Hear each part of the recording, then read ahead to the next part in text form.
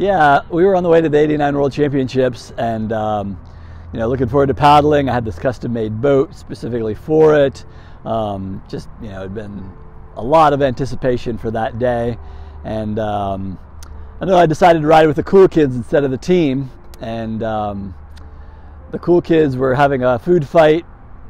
Coach was driving the car that I was in, drove off the road, ramped a culvert.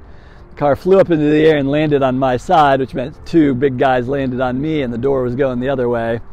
So 4 hours later of jaws of life prying me out of there, and then being helicoptered to the hospital, my year on the U.S. junior team was over, but began a whole new life.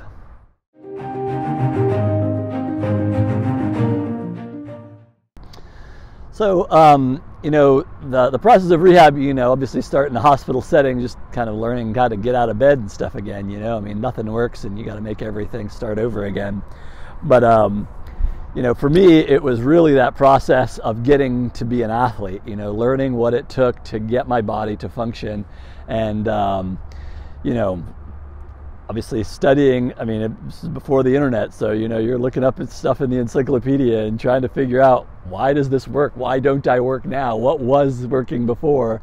And then trying to figure out how to tweak that to become a performer and then an athlete. And eventually, of course, I was lucky enough to make it to the Olympics. Obviously it was a learning experience to find out what your body's doing in this whole new realm of being crushed and trying to recover. I mostly did swimming. It was zero impact, low resistance, so I could kind of start getting my heart and lungs back. Could only do it one-armed at first, but it was gentle enough that eventually, once I started getting healthy again, my shoulder recovered and I was able to get both arms into it. But I literally competed for 2 years with only one arm, just starting in the pool, not diving in or anything like that, but just trying to get healthy again. And eventually I was able to get back in the kayak. They gave me a key even to the pool, so before swim practice I'd get out there and kayak a little bit and then do the swim practice. Little kid practice was first, so it was kind of easy, a nice warm up. Big kid practice was hard and intense, but the best thing for me was slacker practice in the evening. To punish the kids that didn't get up in the morning, they would give you these really long, grueling endurance workouts. Well, that really motivated me and made every other workout seem easy. So after doing slacker practice, yeah, I got a lot better at swimming and competing just because my aerobic threshold went way up. For me, it was toughening, realizing that any athletic pain that I had was nothing compared to this pain that I'd experienced overcoming these injuries. Made training a lot easier. And of course, it also gave me a motivation, it brought me to a very low foundation, but I had to build back. So I learned a lot about visualization and psycho-cybernetics, things like that I wouldn't have probably studied if I had just had my casual life and everything had worked out. So having to overcome those challenges made me really get down to fundamentals and work on what it took to succeed. What are the keys to making your dreams come true. It took a little while, but especially doing slacker practice was the best thing. You really got your aerobic up, and so that, I think, really kind of changed how my body operated, and I started recovering better.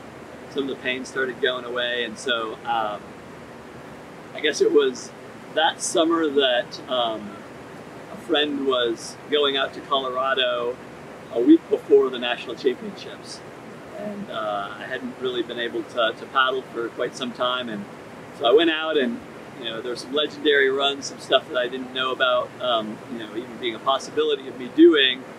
I scouted it and I felt good, and so like Pine Creek on the Numbers is a really notorious run, and I got the first run that I've ever done on that, and I was so stoked. So then I went that week to the national championships, and all the kids that were competing, none of them had even been paddling when I was. Obviously I would have never been tough enough if it wasn't for overcoming those injuries to make it to the Olympics. There's just no way I could have done that, much less become World Extreme Kayak champion.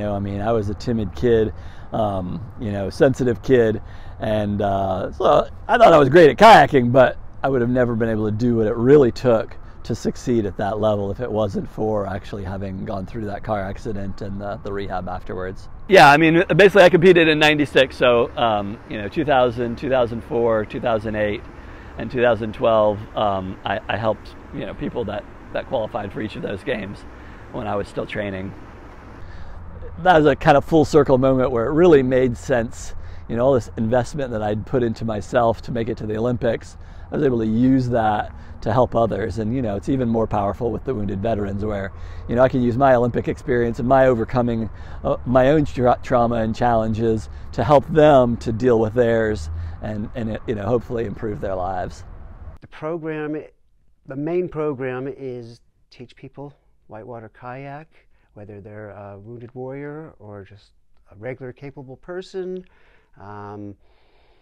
chemical dependent, whatever it is. We will teach you the skills you need to get in a whitewater boat. Consider letting that happen. But the general public can come, and if they're skilled in whitewater, they can do that. If they want to paddleboard, they can do that. If they just want to lounge around and lay on the floating lilies, they're welcome to do that. If they want to get a cabana and throw a party, they're welcome to. We've had some DJs that will throw their own birthday parties during the day and just bring in their friends, and music, dancing, barbecues. We've had a couple of barbecue contests there, which is always fun, especially because they want me to be a judge, and who doesn't like Texas barbecue?